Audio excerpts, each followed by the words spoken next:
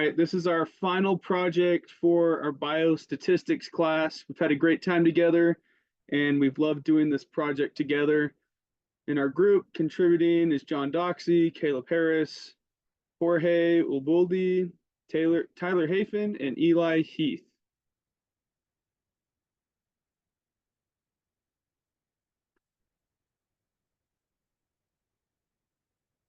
Next, for the design the study section, a quick explanation of our project is we tried to find the store with the cheapest groceries. So as college students, we're always looking to find the best deal here in Rexburg or around the world, wherever we are from our computers, because we're not making tons of money yet. So the cheapest groceries, wherever you are, is a great thing. Our research question was that we were trying to determine if the price of various grocery items are different across 5 stores.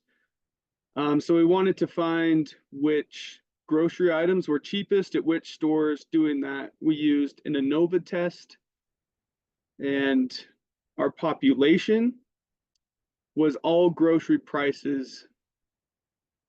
Our sample was a sample size of 50, and our sample was groceries. We used 50 different grocery items across 5 different stores and 10 grocery items per store.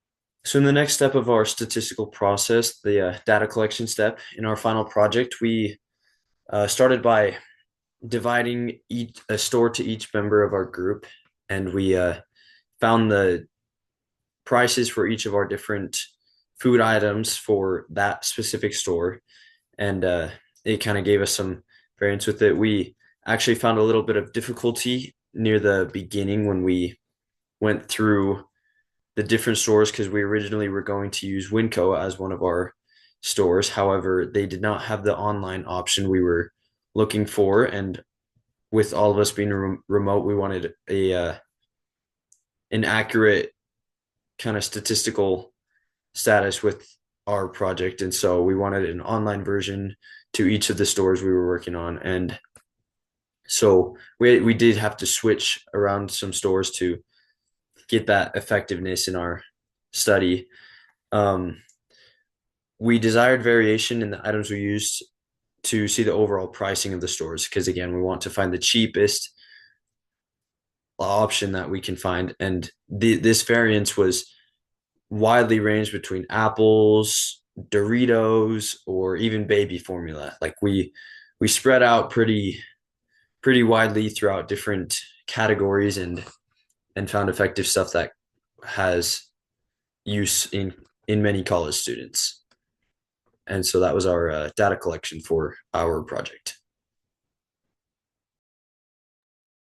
Okay, and to describe the data, after collecting data, we created a table and calculated the sample mean, the standard deviation, and the sample variance in each store. We noticed that Albertson and Providence has the highest sample mean. That's indicating that on average, those 10 items were or are more expensive, those 2 stores compared to the others. And also Walmart has the highest standard deviation, suggesting that prices are more dispersed relative to the mean. We also created a box plot and to show that all stores have normal distribution and also the percentiles. So yeah, that's how we describe the data.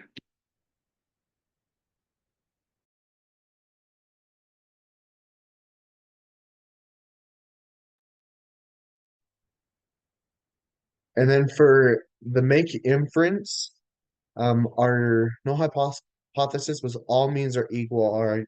Our alternative hypothesis was that at least one mean differs.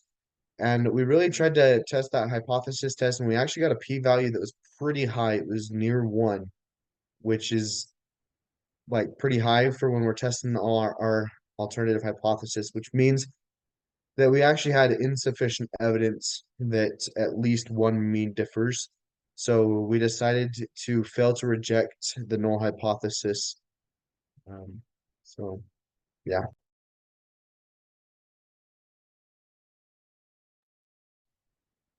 Yeah, and to finish our presentation, we decided to take action, and we conclude that prices across most convenience stores are very similar because they have very similar means and standard deviation as well. And the other thing is, in a future study, we can use items that are more relative to Idaho students to get a more meaningful representation of our population. And that's how we're going to take action in future studies.